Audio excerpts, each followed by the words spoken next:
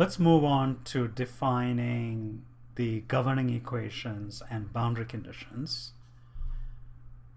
Go to the project page and double click on Setup to bring up the Fluent Solver. And in the Fluent Launcher, I will select double precision. This will use 64 bits for each floating point number. So you're going to get increased precision for each number. In this particular case, it's not going to really affect the solution. I've seen it affect, the residuals that are reported. The trade-off is that, you get increased precision, but you're also going to use more memory, and you might also take a performance hit. But in this case, that's not an issue. So select double precision and click OK. That brings the interface to the Fluent Solver. We maximize it over here.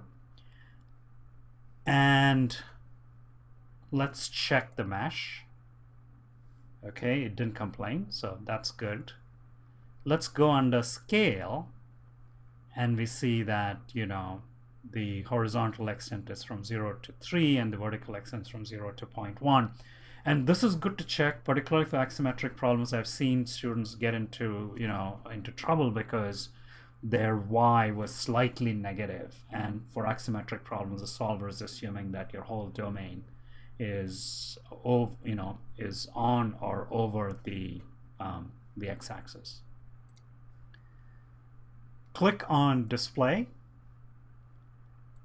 and you see, this is how you can display the mesh.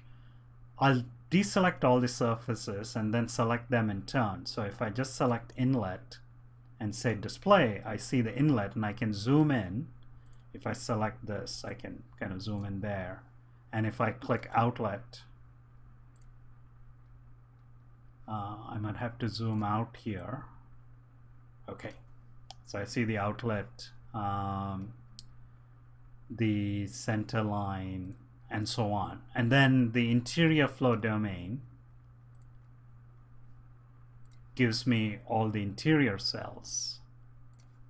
I can see that better if I zoom in. So just let me select